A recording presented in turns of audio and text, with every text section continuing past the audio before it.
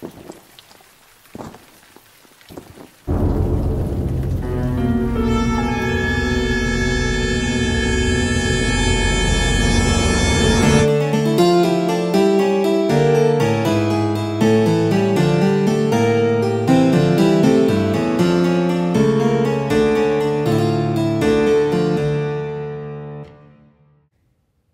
for summoning me, and welcome to Horror and Inconvenience, where things are usually spooky and always weird. Did anybody hear that?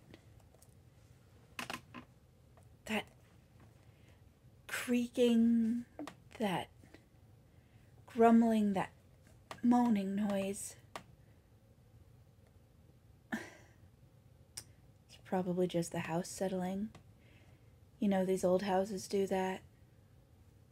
It's perfectly normal. Welcome back to Poe-vember. Today, we are here to have a normal and casual literary discussion of Poe's The Fall of the House of Usher. Now, this was actually my first time reading The Fall of the House of Usher. Though I've always been a fan of Poe, this is one of his major stories that for whatever reason I had yet to pick up. I have to say that I really enjoyed this story. And what I liked, I think, the most about it was that it really was a kind of apotheosis of the Gothic mode. Basically, this is a story with almost no plot, just vibes. This is a vibes-based experience. You know, the Gothic mode often relies, I think, a little too heavily on plot, on twisted, decayed characters, and shocking twists to convey its particular type of horror. And what Poe has really done with The Fall of the House of Usher is remove most of that and replace it with just pure Gothic feelings. That sort of overwrought, oversensitized dread that falls somewhere between hyper-awareness and ennui. And of course, a huge part of this is setting, and that's why I actually want to read the opening of the story to you with its description of the House of Usher. Just try to get some candlelight. It's so gray in here. Everything feels sort of washed out. It's just the November weather. The Fall of the House of Usher. During the whole of the dull, dark, and soundless day in the autumn of the year, when the clouds hung oppressively low in the heavens, I had been passing alone, on horseback, through a singularly dreary tract of country, and at length found myself, as the shades of the evening drew on, within view of the melancholy House of Usher. I know not how it was, but with the first glimpse of the building, a sense of insufferable gloom pervaded my spirit. I say insufferable, for the feeling was unrelieved by any of that half-pleasurable, because poetic, sentiment with which the mind usually receives even the sternest natural images of the desolate or the terrible. I looked upon the scene before me, upon the mere house, and the simple landscape features of the domain, upon the bleak walls, upon the vacant, eye-like windows, upon a few rank sedges, upon a few white trunks of decayed trees, with an utter depression of soul which I can compare to no earthly sensation more properly than the after-dream of the reveler upon opium, the bitter lapse into the everyday life, the hideous dropping off of the veil. There was an iciness, a sinking, a sickening of the heart, an unredeemed dreariness of thought, which no goading of the imagination could torture into aught of the sublime. The narrator has been called to the house by a childhood friend, one of the ushers of the House of Usher, who is caring for his last living relative, his sister, who is dying horribly of some unexplained illness, and reached out to his only remaining friend for some sort of comfort in his own grief and encroaching madness.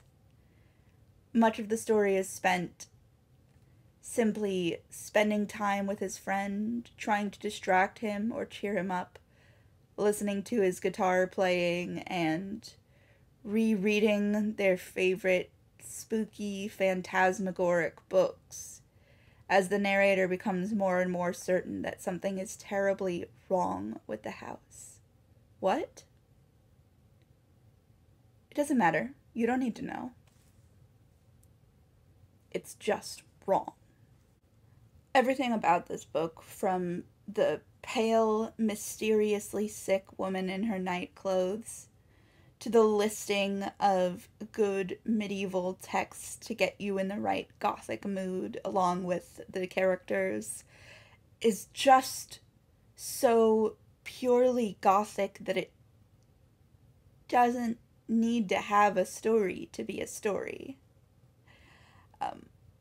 I chose to read this story for this particular year, partly because I'm really looking forward to What Moves the Dead, and I figured I should probably read the story it was based on before I picked it up. And I am wondering what can be done with this story, because while it certainly would be possible to make up any number of details for the family curse that causes the fall of the house, no details are needed or really even called for here. From the first view of the vacant and inexplicably oppressive house, to the last moment of the sister's walking corpse being revealed and the house falling into ruin, it's just vibes.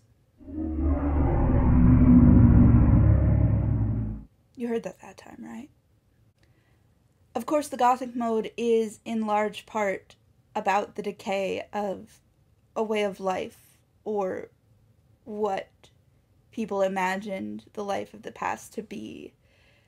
The sickened, enervated aristocracy falling to ruin in the morass of its own incestuous hedonism, the very literal physical decay of a building that signifies that age, and whose falling down therefore signifies its passing. Even the servants that seem to come with the house and are never described, and whose actions are taken for granted, and who are buried in the falling of the house with no remark upon it. They're part and parcel of that imagined, terrifying and glorious past. Fortunate, isn't that that past is so long gone, and that nothing like the resurrection of the sickly maiden could ever occur again. Is it thundering outside?